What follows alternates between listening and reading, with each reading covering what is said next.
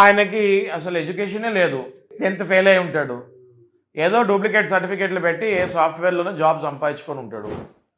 ఆ జాబ్ తర్వాత ఏ HR check చేసినప్పుడు ఆ సర్టిఫికేట్స్ ఆ జాబ్ తర్వాత పోతుంది. ఇంట్లో కూర్చుంటాడు. భార్యకి తెలుస్తుంది ఏమని, అసలు వీడికి చదివే లేదు, వీడు దొంగ సర్టిఫికేట్లు పెట్టి జాబ్ సంపాదించాడు, పెళ్ళవగానే జాబ్ పోయింది. 100% అది కూడా చీటింగ్ కిందకు వస్తుంది, ఫ్రాడ్యులెంట్ యాక్టివిటీ కిందకు వస్తుంది. ఆ మ్యారేజ్ని ఎనల్మెంట్ చేయొచ్చు, ఆ మ్యారేజ్ని క్యాన్సిల్ చేయొచ్చు. అలాగే రాంగ్ ఐడెంటిటీ, అంటే నా పేరు సురేష్ కానీ నేను రమేష్ అని చెప్పి చేసుకున్నాను. ఎందుకు? సురేష్ మీద 10 క్రిమినల్ కేసులు ఉన్నాయి. అర్థమైంది కదా మీకు?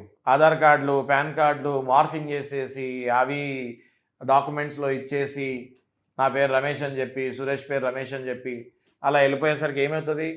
ఆ తర్వాత క్రిమినల్ కేసులు ఎన్ని ఉన్నాయి, నాకు రాంగ్ ఐడెంటిటీ ఇచ్చారు, మాకు ఎంక్వైరీలు కూడా తెలియలేదు. ఇవాళ మ్యారేజెస్ ఎంక్వైరీ చాలా గట్టిగా చేసుకోవాలి కూడా, చేసుకున్నప్పుడు కూడా మాకు తెలియలేదు, ఈయన రాంగ్ ఐడెంటిటీ ఇచ్చారు అన్నప్పుడు ఖచ్చితంగా అది కూడా ఫ్రాడులెంట్ కిందకు వస్తుంది. ఆ మ్యారేజ్ని కూడా క్యాన్సిల్ చేయొచ్చు.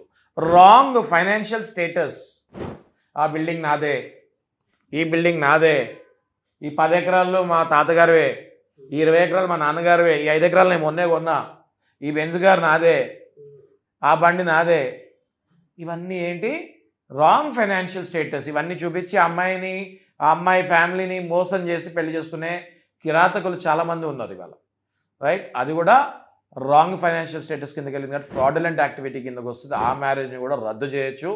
It can be also అన్నల్డ్.